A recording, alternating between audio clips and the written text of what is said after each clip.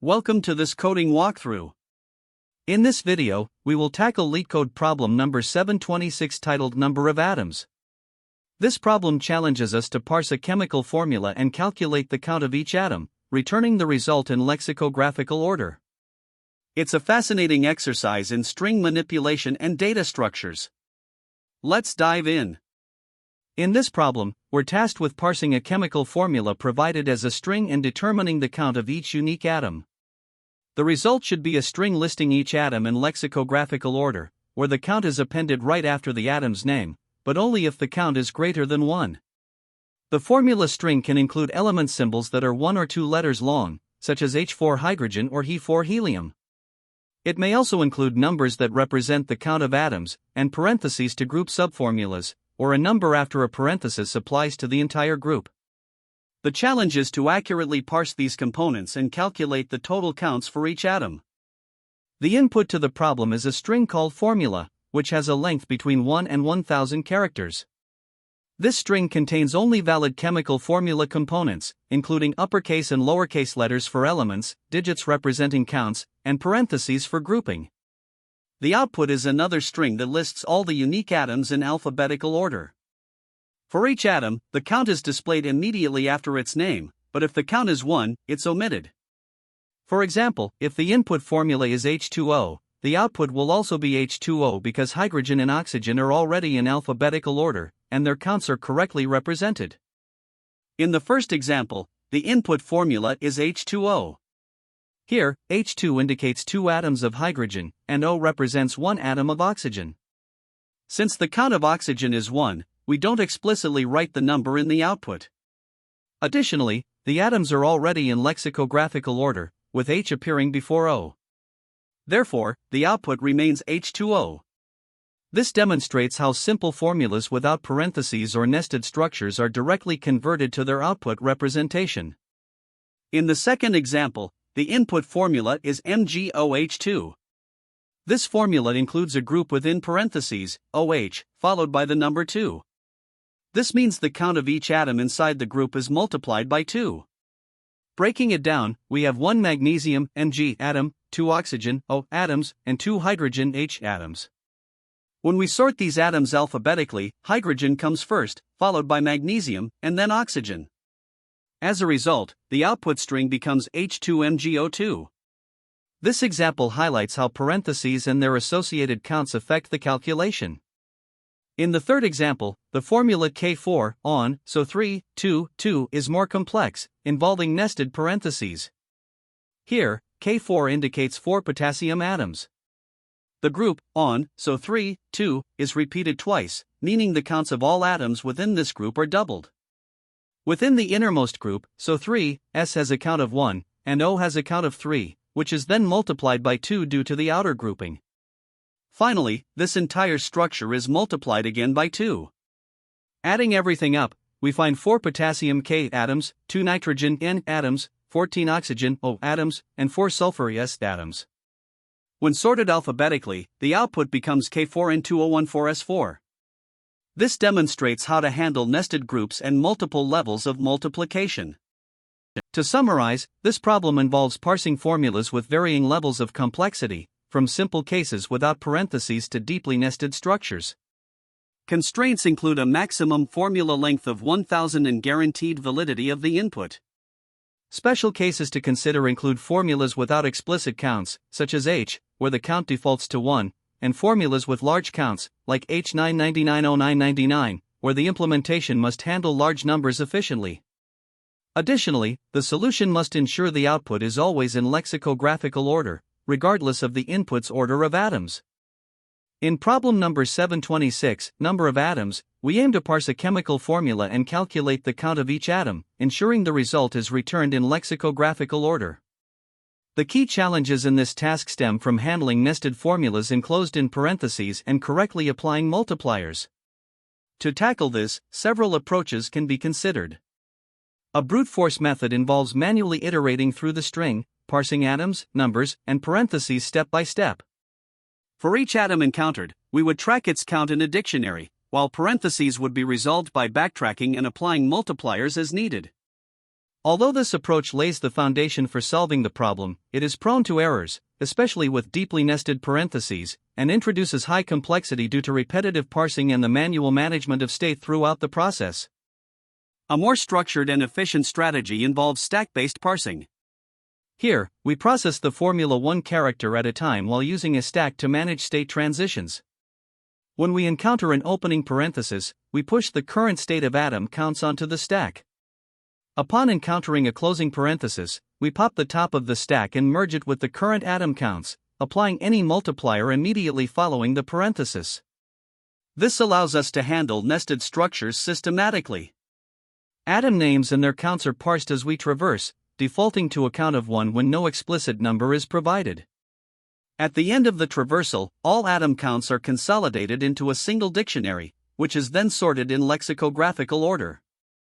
This stack-based approach reduces the complexity to O(n), as each character in the formula is processed only once, making it both efficient and robust. An alternative method is recursive parsing, which uses a depth-first strategy to handle nested formulas. This approach eliminates the need for explicit stack management, but it can be less intuitive to implement and debug due to the complexities of managing state across recursive calls. The stack-based parsing approach is the preferred choice for this problem because it offers a clear, efficient, and systematic solution to handling nested structures. It simplifies state management, ensures accurate application of multipliers, and avoids the overhead associated with recursion. While the brute force method is straightforward conceptually, its high complexity and difficulty in handling nested formulas make it impractical. Similarly, recursive parsing, though elegant and concise, can introduce challenges in debugging and maintaining the code. The stack-based approach strikes the ideal balance between clarity, maintainability, and performance, making it the optimal strategy for solving this problem effectively. In this problem, we are tasked with parsing a chemical formula string, like H2O, MgOH2, or K4, on, so 3, 2, 2, to determine the count of each atom and return those counts in lexicographical order. The formula may include atoms, which are represented as uppercase letters, sometimes followed by lowercase letters. It may also include parentheses to represent nested groups, which can be multiplied by a number that appears after the closing parenthesis. Additionally, there are numbers following atoms or parentheses that specify the count of atoms or groups. To tackle this, the algorithm starts with an initialization step. Here, we use a stack to manage nested groups in the formula. Each element of the stack is a dictionary that represents the atom counts for the current level of parsing. Initially, we push an empty dictionary onto the stack and prepare a pointer, I, to traverse the formula string. As we parse the formula, we encounter different types of characters that determine the next steps. First, if the character is an uppercase letter, which indicates the start of an atom, we extract the full atom name. This includes any following lowercase letters. Next, we parse the count, which defaults to 1 if no number follows the atom. This atom and its count are then added to the top dictionary on the stack. Now, if the character is an open parenthesis, it signals the start of a nested group. In this case, we push a new empty dictionary onto the stack to track the counts for this group separately. On encountering a closing parenthesis, we parse the multiplier that follows it, with a default of 1 if no number is present. We then pop the top dictionary from the stack, which contains the counts for the nested group, multiply these counts by the parsed multiplier, and merge the resulting counts into the dictionary below it on the stack. This process continues for each character in the formula string until the entire string is parsed. Once the formula has been fully parsed, the stack will contain a single dictionary at the bottom level, which holds the final counts for all atoms. From this dictionary, we extract the atom counts, sort the atoms in lexicographical order, and format the result as a string. For atoms with counts greater than 1, we append the count after the atom's name. This algorithm relies on key insights to handle the problem effectively. The use of a stack allows us to manage nested groups by isolating atom counts for each group and combining them appropriately when exiting the group. Lexicographical sorting ensures the output meets the problem's requirements, while careful handling of edge cases, such as single atoms without counts, multiple levels of nesting, and large multipliers, ensures correctness in all scenarios. These principles are supported by simple yet powerful data structures. The stack is central to this solution, with each element being a dictionary that stores atom counts for a specific scope, making it easy to manage nested parentheses. Dictionaries, used as key value stores for atom names and their counts, allow us to merge and update counts efficiently. Analyzing the complexity, the time complexity for parsing the formula is O(n), where n is the length of the formula. Sorting the atoms at the end takes k log k, where k is the number of unique atoms. Together, the overall time complexity is O(n) plus k log k. For space complexity, the maximum stack size depends on the depth of nesting, which is O(d), while the dictionaries used for atom counts require O(k) space. With this understanding of the algorithm's efficiency, we can now look at its implementation in Python. The implementation begins by importing defaultdict from the collections module and defining the function count of atoms. We initialize the stack with a single empty dictionary and set up variables I and n to traverse the formula string. As we iterate, if the current character is an uppercase letter, we extract the atom name, including any following lowercase letters, and parse its count, defaulting to 1 if no number is present. This atom and its count are added to the top dictionary on the stack. If the character is an open parenthesis, we push a new empty dictionary onto the stack to represent a new group. When encountering a closing parenthesis, we parse the multiplier, defaulting to 1 if absent, and pop the top dictionary from the stack. The counts in this dictionary are then multiplied by the parsed multiplier and merged into the dictionary below it on the stack. This continues until all characters in the formula have been processed. After parsing, we extract the atom counts from the bottom dictionary in the stack and sort the atoms lexicographically. For each atom, we append its name to the result string, followed by its count if the count is greater than 1. Finally, we join these components into a single string and return it as the output. For example, given the input k4 on, so 3, 2, 2, the algorithm begins by parsing k4 and adds k4 to the stack. It then processes the nested groups, handling on, so 3, and their multipliers in sequence. The counts are combined as parentheses are closed, and the final dictionary contains k4 in 2, 0, 14, s4. Sorting and formatting these counts produce the result k4 in 2014 s4, which is returned as the answer. This example highlights the algorithm's ability to manage complex nested structures and produce the correct output efficiently. Here, we begin by importing the defaultdict class from the collections module. This will help us handle the counts of different atoms. Inside our solution class, we define the method countOfAtoms, which accepts the chemical formula as input. Within this method, we define a helper function called parse to handle the parsing of the formula.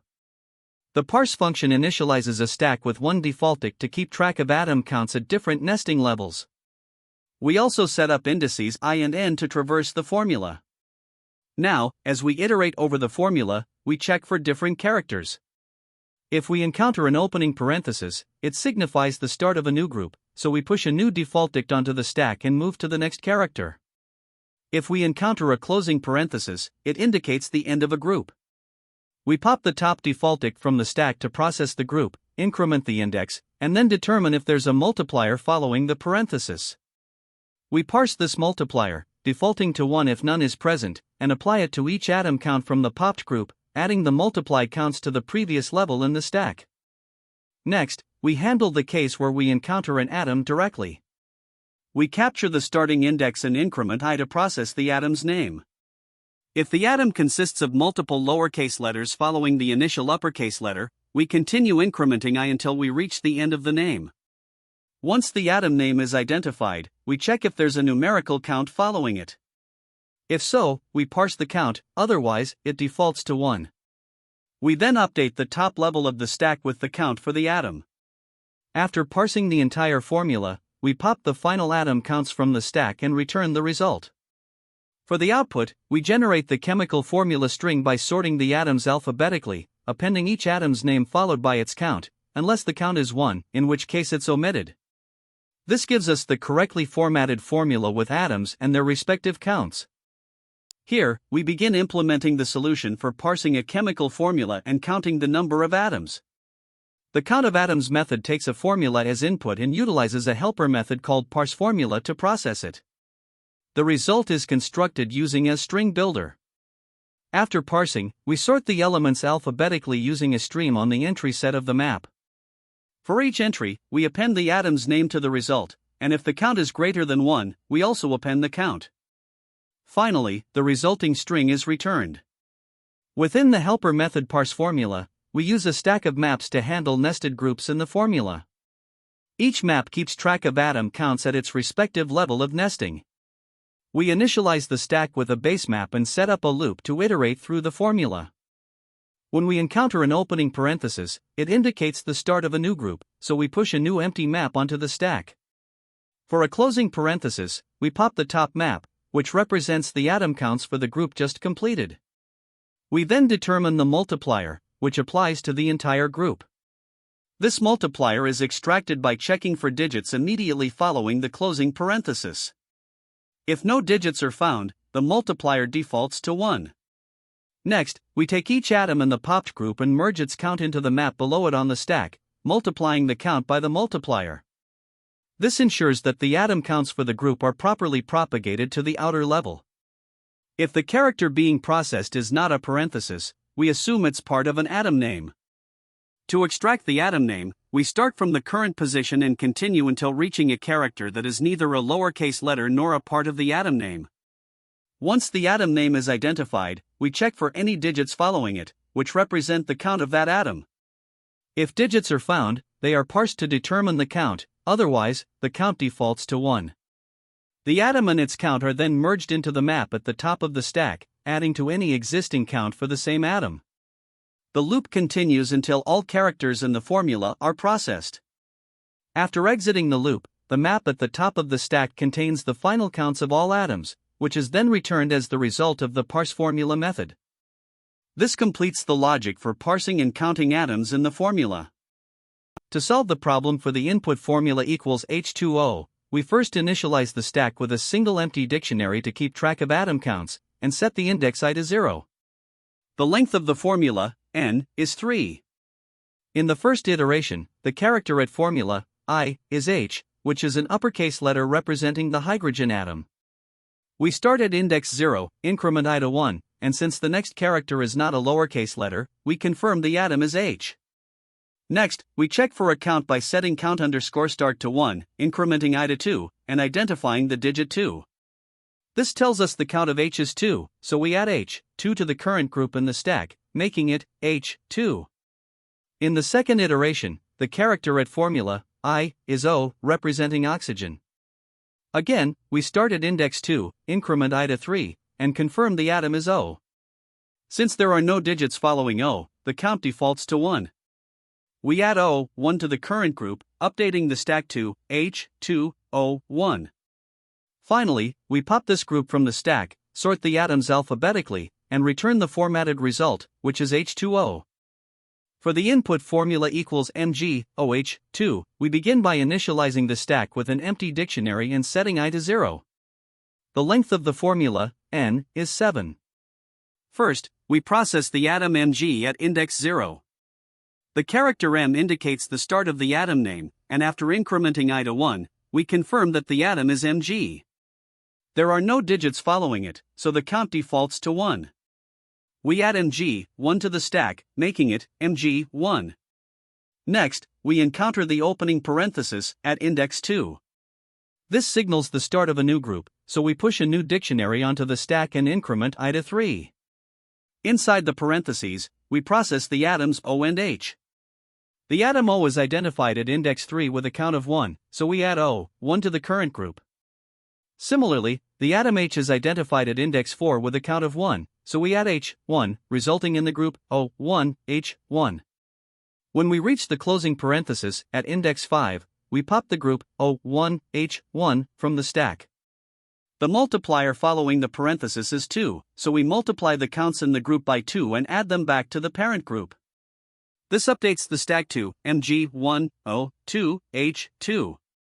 Finally, we pop the remaining group, sort the atoms, and return the result, which is H2MgO2. For the input formula equals K4 on, so 3, 2, 2, the process begins by initializing the stack with an empty dictionary and setting I to 0. The length of the formula, n, is 14. First, we process the atom K with a count of 4, identified at the start of the formula. We add K, 4 to the stack, making it K4. At index 2, we encounter the opening parenthesis, which begins a new group. We push a new dictionary onto the stack and proceed. Inside the parentheses, we handle the atoms O and N. The atom O has a count of 1, so we add O, 1 to the current group. Similarly, the atom N has a count of 1, resulting in the group O1, N1. Next, we encounter another set of parentheses, so 3, 2. This signifies a nested group, so we push a new dictionary onto the stack and add S, 1 and O, 3 to this group. Upon reaching the closing parenthesis, the multiplier 2 is applied, doubling the counts to S, 2 and O, 6, which are added to the parent group.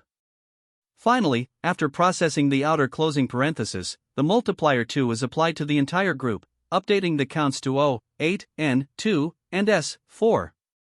The final stack contains K, 4, O, 8, N, 2, S, 4. We pop the group, sort the atoms alphabetically, and return the result, which is K4N2014S4. The time complexity of the count of atoms function is O, N, where N is the length of the input formula string. This is due to the way the algorithm processes the formula. First, the parse function iterates through the string character by character, ensuring each character is processed exactly once. Extracting an atom name involves traversing consecutive lowercase characters, which is done in constant time per character. Numeric multipliers, on the other hand, take time proportional to the number of digits, but since those digits are part of the input string, this step still contributes to an overall O(n) complexity. When handling parentheses, the algorithm uses a stack to manage nested groups. Stacking and unstacking operations are efficient and add only a constant overhead. Finally, merging atom counts from these groups, which uses a defaultIct, depends on the number of distinct atoms. Since the number of distinct atoms is bounded by the length of the input, this merging step also remains O(n). Altogether, these operations contribute to the overall linear time complexity of the function. Next, we consider the time complexity for sorting the atoms and formatting the output. Sorting the atom names involves sorting the keys of the atom_counts dictionary. If there are k unique atoms, sorting will have a cost of O, k log k. Generating the output string involves iterating through the sorted atoms, which is proportional to k. However, since the number of unique atoms, k, is always less than or equal to the input length, n, both sorting and string generation are effectively dominated by the O(n) complexity of the parsing step for large formulas. Therefore, the overall time complexity of the function remains O(n). For the space complexity, the algorithm uses a stack to manage nested groups during parsing. In the worst case, such as deeply nested parentheses, the stack depth can grow linearly with the input size, resulting in O(n) space. Additionally, each nested group uses a defaultIct to store atom counts. If there are k unique atoms, the memory required is proportional to k. In the worst case, k can also scale linearly with n, keeping the space complexity at O(n). The final dictionary that stores the atom counts requires O(k) space, where k is the number of unique atoms. Again, in the worst case, k is proportional to n, making this O(n) in terms of space complexity. Temporary variables such as integers, strings, and indices used during the parsing process occupy constant space, or O(1). Altogether, the overall space complexity of the function is O(n), driven by the stack and dictionaries used to store atom counts. When comparing this approach to a naive or brute force method, a less optimized solution might involve repeatedly scanning the formula string to count atoms or process groups, which could lead to an O(n)² time complexity due to multiple redundant passes over the formula. Such an approach would still have an O(n) space complexity for storing intermediate results, but it would be significantly slower. The optimized approach in count of atoms, using a single pass and efficient data structures like stacks and defaultIct, achieves O(n) time complexity while maintaining O(n) space complexity, making it far more efficient. Now let's analyze the best, average, and worst case scenarios for this function. In the best case, for a simple formula with no nested groups and only a few unique atoms, such as H2O, the complexity is O(n) for both time and space. In the average case, for moderately complex formulas containing a mix of atoms and groups, the complexity still remains O(n), because the algorithm processes the formula linearly and efficiently counts atoms with dictionaries. In the worst case, for deeply nested formulas with many unique atoms, such as H2O, 2, 2, 2, the complexity is still O(n) for both time and space. Even with increased nesting in unique atoms, the stack depth and dictionary sizes scale linearly with the input length. The mathematical proof for these big O complexities relies on the fact that each character in the formula is processed exactly once, while operations like stacking, unstacking, and dictionary updates are efficient. This ensures O(n) time complexity. Similarly, the stack and dictionaries grow linearly with the input size, leading to O(n) space complexity. To conclude, the count of atoms solution is highly efficient, achieving both linear time and space complexity. It significantly outperforms naive approaches by avoiding redundant parsing and leveraging optimized data structures like stacks and defaultdict. This makes the solution well suited for handling large formulas with many atoms and groups. By ensuring a single pass through the formula and minimizing overhead, the algorithm delivers consistent performance, even in the worst-case scenarios. This combination of efficiency and scalability highlights the strength of the optimized approach used in this solution. When tackling this problem, there are several common mistakes that can trip you up. First, not handling nested parentheses correctly is a frequent error. If you have a formula like H2O2, 2, it's important to remember that the multiplier outside the parentheses applies to every atom inside. Forgetting to apply this rule will lead to incorrect results. Another mistake is assuming all atoms are represented by single uppercase letters. Many formulas include multi-character atoms like Mg or L, so your parsing logic needs to account for these. Additionally, the output must be in lexicographical order. For instance, the formula H2O2 must be returned as H2O2, not O2H2. This is a small detail but crucial for passing test cases. Also, some solutions fail to handle simple formulas without parentheses, like H2O or CH4, because they're overly focused on complex nested cases. Finally, be cautious with multipliers outside parentheses. For example, in CO2, 3, the multiplier applies to all atoms within the parentheses, so C and O both need to be multiplied by 3. Missing this rule can lead to undercounting atoms in your final result. This problem is often used in interviews to evaluate your ability to use stacks, recursion, or string parsing techniques. It's a great opportunity to demonstrate how you break a complex problem into smaller, manageable subproblems. Interviewers also like to test how well your solution handles edge cases. You might encounter formulas without parentheses, deeply nested structures, or even invalid inputs, so it's a good idea to explain how you address each scenario. Another discussion point is optimization. Parsing the formula has a time complexity of O(n), and sorting the final result as O(m log m), where m is the number of unique atoms. Make sure to highlight any trade-offs you made for the sake of clarity or efficiency. If you're preparing for this problem, practicing related problems can be helpful. For example, LeetCode number 20, valid parentheses, is useful for mastering stack-based balancing. LeetCode number 394, decode string, involves parsing nested patterns, much like this problem. And LeetCode number 227, basic calculator 2, focuses on evaluating expressions, which sharpens string processing skills. Of course, revisiting the number of atoms problem itself is an excellent way to reinforce these concepts. There are several alternative approaches to consider for solving this problem, each with its own strengths and trade-offs. A stack-based parsing approach is a popular choice. Here, you use a stack to manage nested parentheses, pushing atom counts onto the stack at each level and merging them as you exit parentheses. This method is intuitive for handling nesting but requires additional memory for the stack. Another option is recursive parsing, where you call a function to process the formula inside each set of parentheses. This approach is elegant and eliminates the need for explicit stack management. However, recursion depth could become a concern if the formula has very deep nesting. Lastly, you could use an iterative approach with a hash map to directly store atom counts while parsing the formula. This method processes parentheses and multipliers in a single pass without using recursion or a stack. While simpler to implement, it can be harder to debug in cases with deeply nested structures. Each of these approaches has its nuances, so choose the one that best fits the problem requirements and your personal coding style. Great job following along. In this session, we tackled the number of atoms problem and explored how to parse and process chemical formulas efficiently. Remember the key techniques, using stacks and hash maps to track structure, and sorting results for clarity. Thanks for watching. Don't forget to subscribe for more coding insights. Until next time, happy coding!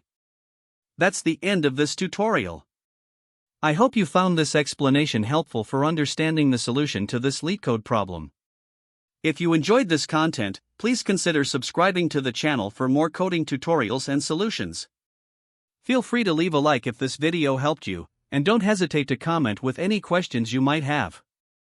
Thanks for watching, and happy coding!